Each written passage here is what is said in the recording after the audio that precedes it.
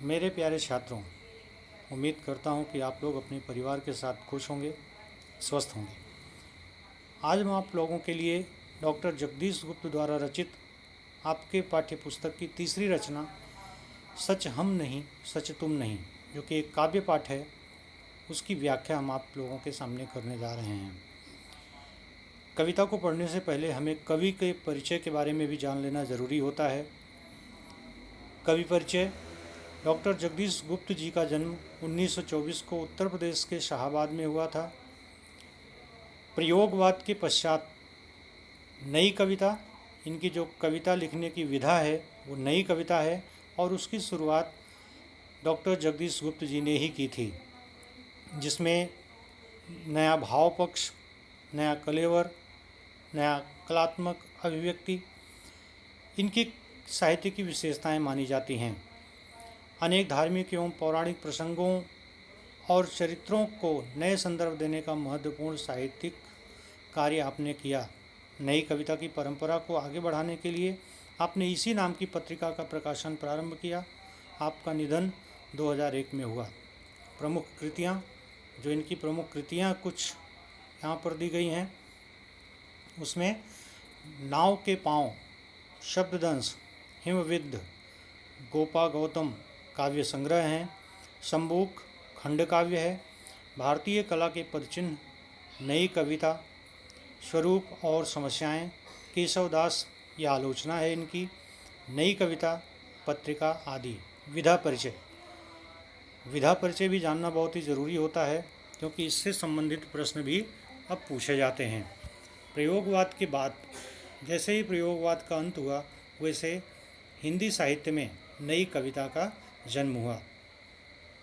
जगदीश चंद्र जी ने नई कविता का प्रारंभ किया और इसकी जो विशेषता है उसमें नए भावाबोधों की अभिव्यक्ति के साथ नए मूल्यों और नए शिल्प विधान का अन्वेषण नई कविता की विशेषता है। नई कविता का प्रारंभ डॉक्टर जगदीश गुप्त, राम स्वरूप चतुर्वेदी और विजय देव शाही के संपादन में प्रकाशित नई कविता पत्रिका से माना जाता है। तो बच्चों, आप लोगों को ये प्रश्न भी पूछा जा सकता है कि नई कविता से संबंधित और कौन कौन से कवि हैं, तो आप उनका नाम ध्यान में रखिएगा। राम स्वरूप चतुर्वेदी और विजय देव शाही, इन दोनों के नाम जो नई कविता से जुड़े हुए हैं आपको याद रखने हैं। अब आगे चलते हैं, हम पाठ परिचय पढ़ते हैं। प्रस्तुत नई कविता में कवि संघर्ष को ही जीवन की सच्चाई मानते हैं। संघर्ष जो जीवन का दूसरा नाम होता है। सच्चा मनुष्य वही है जो कभी भी कठिनाइयों से डरता नहीं है। कभी मुसीबतों के सामने, कभी परेशानियों के सामने, जीवन में कोई भी परेशानी आए उसके सामने कभी भी वह अपने सर को नहीं झुकाता है, कभी हार नहीं मानता है। ये सही है कि परिस्थितियाँ हर समय हमारे अनुकूल नहीं होती हैं। परिस्थितियाँ चाहे जैसी भी हों, हमें उसके साथ कदम से कदम मिलाकर चलना चाहिए। हमारे फूल भी मिल सकते हैं, सूल भी मिल सकते हैं। यानी फूल का मतलब होता है कि खुशियाँ, सूल का मतलब होता है कठिनाइयाँ। कैसे भी समय हमारे जीवन में क्यों ना आए, पर हमें अपने जीवन को आसानी से, सहजता से, एक लीक से हटकर, यानी जो परंपरागत चीज़ों से हम कार्य करते हैं उनसे थोड़ा सा हटकर हमें अपने जीवन को आगे बढ़ाना चाहिए। हमें अपनी क्षमता को पहचाननी चाहिए। कभी भी जीवन में हमारे लिए सबसे बहुत ज़रूरी बात होती है कि हमारी क्षमता क्या है। हमारी अंदर जो हमारा आत्मविश्वास है उसे हमें अपने आप को पहचानना चाहिए, और यही आत्मविश्वास, यही हमारी क्षमता हमें जीवन में हमेशा आगे बढ़ाती है। तो ये पाठ परिचय मैंने आपको बताया। अब आगे आप कविता को पढ़ें और इसके साथ साथ मैं इसके स्पष्टीकरण भी करता चलूँगा। कविता है, सच हम नहीं सच तुम नहीं, सच है सतत संघर्ष ही, संघर्ष से हटकर जिए तो क्या जिए हम या कि तुम। जो नत हुआ वह मृत हुआ, जो वृंत से झरकर कुसुम, जो पंथ भूल रुका नहीं, जो हार देख झुका नहीं, जिसने मरण को भी जी लिया हो जीत, है जीवन वही, सच हम नहीं सच तुम नहीं। तो मेरे छात्रों, कवि ने बहुत अच्छी कविता लिखी है और आप लोगों को समझाने की कोशिश की है कि हमारा जीवन पूरी तरह से संघर्ष से भरा हुआ है। हमारे पूरे जीवन में संघर्ष ही संघर्ष दिखाई देता है। जब बच्चा माँ के पेट में आता है, वह इस दुनिया में जन्म लेता है, जन्म लेने के बाद से ही उसका संघर्ष शुरू हो जाता है। वह अपने जीवन को बेहतर से बेहतर बनाने के लिए, अपने जीवन को अच्छा बनाने के लिए, अपने को सफल बनाने के लिए निरंतर संघर्ष करता रहता है। और आप लोगों के लिए भी यह कवि संदेश देना चाहते हैं कि संघर्ष से कभी भी घबराना नहीं चाहिए। समय कोई भी हो, समय कैसा भी हो, हमें उससे मिलकर चलना चाहिए, समय के साथ चलना चाहिए। तो कविता का भावार्थ हम देखते हैं। सच हम नहीं, सच तुम नहीं। कवि कहना चाहते हैं कि ना हम सच हैं, ना तुम सच हो। सच्चाई कोई कुछ भी नहीं है, हम भी सच नहीं हैं और तुम भी सच नहीं हो। तो सच क्या है, यानी सत्य क्या है? सतत। सतत का अर्थ होता है लगातार। सच है सतत संघर्ष ही। सच है कि लगातार संघर्ष करना ही यही जीवन की सच्चाई होती है, यही जीवन की हकीकत है। संघर्ष से हटकर जिए तो क्या जिए हम या कि तुम। संघर्ष से हटकर हम या कोई भी नहीं जी सकता है। जिस दिन हम जीवन में संघर्ष करना छोड़ दिए, उस दिन समझ लीजिए कि हमारा जीवन समाप्त हो जाता है। हम उसी दिन मरे हुए व्यक्ति के समान हो जाते हैं।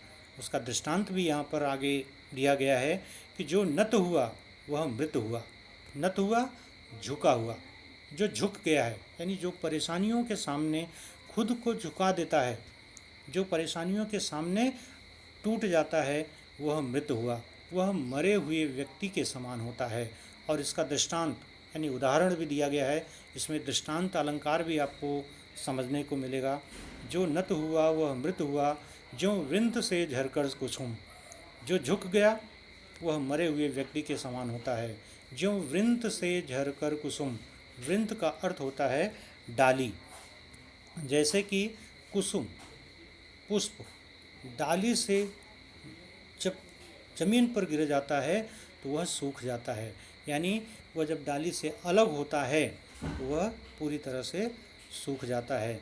इसी तरह से यदि हमने अपने जीवन में मुसीबतों के सामने अपने सर को झुका दिया, खुद को गिरा दिया, तो कभी भी हम ऊपर नहीं उठ सकते हैं। और ऐसे लोग मरे हुए व्यक्ति के समान होते हैं। जो पंथ भूल रुका नहीं, जो हार देख झुका नहीं। जो राही यानी जीवन रूपी मार्ग पर चलने वाला वह व्यक्ति जो अपने पथ को, अपने रास्ते को, अपनी मंजिल को, अपने लक्ष्य को कभी भूलता नहीं है, कभी भूलकर रुकता नहीं है। जो हार देख झुका नहीं। जीवन में कभी हार भी मिल सकता है, कभी आपको पराजय भी मिल सकती है, लेकिन उस पराजय से हमें सीख लेनी चाहिए, ना कि उसके सामने अपने आप को झुका देना चाहिए। जिसने मरण को भी लिया हो जीत, वही व्यक्ति सच्चा होता है जिसने मृत्यु को भी जीत लिया हो। जो यह जानता है कि भले ही हमारे जीवन में कितनी भी कठिनाइयाँ क्यों ना आएँ, कोई समस्याएं क्यों ना आएँ, उन समस्याओं से हमें पूरी तरह से लड़ते हुए अपने आप को आगे बढ़ाना है। मरण को भी लिया हो जीत है जीवन वही। जिसने मृत्यु को भी जीत लिया है, जिसने मृत्यु को भी गले लगा लिया है, उस वही व्यक्ति सच्चे जीवन को जीता है। सच हम नहीं, सच तुम नहीं। यह सत्य है कि ना तो तुम सच हो, ना तो हम सच हैं। तो सत्य क्या है, सच क्या है? मात्र संघर्ष। इसीलिए कहा गया है कि संघर्ष जीवन का दूसरा नाम होता है। अब आगे हम दूसरे पद को पढ़ते हैं। आज हम आप लोगों को सिर्फ 2 ही पद बताने की कोशिश करेंगे। तो पहले पद में आप लोगों ने संघर्ष की बात की। इसके आधार पर मैं आपको एक छोटी सी कहानी बताना चाहता हूँ कि एक छोटा सा बच्चा वो छोटे छोटे अंडों को देखता है। उस अंडे में थोड़ी सी चहल पहल होती है, अंडे हिलते रहते हैं, तो उस अंडे को उठाकर तोड़ देता है और उसमें से पक्षी को निकाल कर अपने हाथ पे रखता है। थोड़ी देर बाद वो पक्षी मर जाता है। वह दौड़ा दौड़ा अपने पिता के पास गया और बोला कि मैंने इस अंडे को तोड़ा और इसमें से पक्षी तो निकला, पर वो मर गया।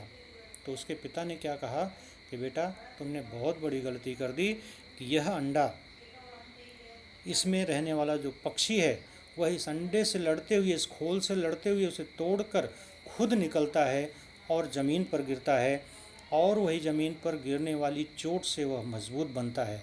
लेकिन तुमने क्या किया, तुमने उसके संघर्ष को ही समाप्त कर दिया, जिसकी वजह से वह इस दुनिया में आने से पहले ही मर गया। तो हर व्यक्ति को संघर्ष करते रहना चाहिए। संघर्ष जीवन की सच्चाई होती है और उसके अलावा कोई भी सच नहीं है। दूसरा पढ़ते हैं, ऐसा करो जिससे न प्राणों में कहीं जड़ता रहे, जो है जहाँ चुपचाप अपने आप से लड़ता रहे। जो भी परिस्थितियाँ मिले, कांटे चुभे कलियाँ खिले, टूटे नहीं इंसान बस संदेश यौवन का यही, सच हम नहीं सच तुम नहीं।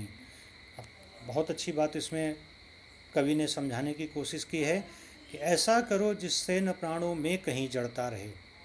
वह आप लोगों को समझाने की कोशिश करता है, इंसानों को समझाने की कोशिश करता है कि आपके प्राणों में जड़ता न रहे। जड़ता का मीनिंग होता है ठहराव, रुकाव, कोई रुकावट नहीं होनी चाहिए। आपका जीवन जब तक आप जीवित हैं तब तक निरंतर आपको आगे बढ़ते रहना है, कहीं भी स्थिर नहीं होना है। जड़ता का मीनिंग हो आप ले सकते हैं स्थिरता में, ठहराव, रुकना। जो है जहाँ चुपचाप अपने आप से लड़ता रहे। आपको और किसी से लड़ाई नहीं लड़नी है, आपको अपने आप से भी लड़ाई लड़नी है। आप जहाँ भी रहें चुपचाप अपने आप से भी लड़ते रहें और साथ साथ समस्याओं से भी लड़ते रहें। जो भी परिस्थितियाँ मिले, कोई भी परिस्थिति आपको मिल सकती है। बच्चों ध्यान दीजिएगा कि परिस्थितियाँ हमेशा बदलती रहती हैं। परिस्थितियाँ एक जैसी कभी भी नहीं रहती हैं। आज आपके जीवन में सुख है तो कल दुख भी आ सकता है। आज आप रो रहे हैं तो कल हंसने भी लगेंगे। तो जो भी परिस्थितियाँ मिले, कांटे चुभे कलियाँ मिले। कांटे और कलियाँ दोनों का अलग अलग अर्थ होता है। कांटों का मीनिंग होता है कि परेशानियाँ, दुख, तकलीफ़, कलियाँ खुशियाँ। इसका अर्थ यही होगा कि खुशियाँ, कांटे भी मिलेंगे, कलियाँ भी खिलेंगी। ये यदि आपके पैरों में, जीवन रूपी रास्ते पर चलते हुए आपके पैरों में आज कांटे चुभते हैं, यानी कि आपको समस्याएं मिलती हैं, तो निश्चित है कि उस संघर्ष के आधार पर आपके जीवन में कलियाँ भी खिलेंगी, यानी आपके जीवन में सुख भी आएंगे। टूटे नहीं इंसान बस संदेश यौवन का यही। कभी भी इंसान को टूटना नहीं चाहिए, बस आपके यौवन का यही एकमात्र संदेश होना चाहिए कि आप हमेशा अपनी लड़ाई खुद लड़ते रहें। सच हम नहीं, सच तुम नहीं। ना तो तुम सच हो, ना हम सच हैं। सच्चाई मात्र संघर्ष है। परिस्थितियों का सामना करना, जैसी भी स्थिति आपके जीवन में आए उसका सामना करना, इस तरह से आपका जीवन निश्चित है सफल होकर ही रहेगा। तो इस तरह से आज के वीडियो में मैं आपको 2 पद ही बताने की कोशिश करूँगा। इसके आधार पर कुछ प्रश्न भी दिए जाएंगे जो कि आपको पढ़ने रहेंगे। इसमें आपको प्रश्न दिए गए हैं कि कृतियाँ, और कृतियों के आधार पर आपको उत्तर भी मैंने दे दिया है और उस उत्तर को लिखना रहेगा। आकलन 1, सच हम नहीं, सच तुम नहीं। कृति पूर्ण कीजिए। संघर्षशील व्यक्ति का जीवन होता है जो पंथ को भूलता नहीं, जो हार देख झुका नहीं। दूसरी कृति है, संघर्ष को देख नत व्यक्ति के प्रति कवि का विचार। 2 उत्तर हैं इसमें। वृत्त हुआ। दूसरा है, जो वृंत से झरकर कुसुम। शब्द संपदा, विलोम शब्द लिखिए। सच, झूठ, मृत, जीवित, भूलना, याद करना, जीत, हार। अभिव्यक्ति, संघर्ष ही जीवन का दूसरा नाम है। अपने विचार लिखिए। तो आकलन आप लोगों को खुद से लिखना है। इसके बारे में क्या आपको समझ में आया, क्या कवि पूछना चाहता है, उस पर आपके अपने विचार होने चाहिए। आकलन 2, ऐसा करो सच तुम नहीं। पहली कृति है संजाल पूर्ण कीजिए। चुनौतियों के प्रति कवि का संदेश। जो भी परिस्थिति मिले सब में आपको एक समान रहना है। कांटे चुभे कलियां खिले टूटे नहीं इंसान। फिर इसी में दूसरी कृति है कि काव्य पंक्ति को पूर्ण कीजिए। जो भी उसके आगे की पंक्ति को आपको पूर्ण करना है, जो भी परिस्थितियां मिले। फिर दूसरा है आगे की पंक्ति नहीं दी गई है, अधूरी दी गई है, अंतिम शब्द जो दिए गए हैं यौवन का यही। तो यहाँ पर आपको लिखना है टूटे नहीं इंसान बस संदेश यौवन का यही। इसमें शब्द संपदा है कि पर्यायवाची शब्द लिखिए। मनुष्य, व्यक्ति, यौवन, युवावस्था, जड़ता, ठहराव, कली, मुकुल या गुंजा, अव्यक्ति, मानसिक रूप से मनुष्य को स्वस्थ रहना चाहिए। अपने विचार लिखिए। तो इसमें आपको क्या समझ में आता है, आपकी क्या अभिव्यक्ति है कि हर व्यक्ति को मानसिक रूप से मजबूत होना चाहिए। जब तक आप मानसिक रूप से मजबूत नहीं हैं तब आप शारीरिक रूप से भी सक्षम नहीं हो पाएंगे। इसलिए पहले मन को मजबूत करना चाहिए, उसके बाद फिर आपको आपके जीवन में कभी भी कोई रुकावट नहीं आएगी, कोई समस्या नहीं आएगी। तो आप लोगों को सबसे बड़ा तो संदेश यही है कि मानसिक रूप से आपको स्वस्थ होना चाहिए, मानसिक रूप से अपने आप को मजबूत बनाना चाहिए। तो यह काव्य पंक्ति आप लोगों के लिए कुछ सीख भी लेकर आई है। इसे ध्यान से पढ़िए और समझने की कोशिश करिए।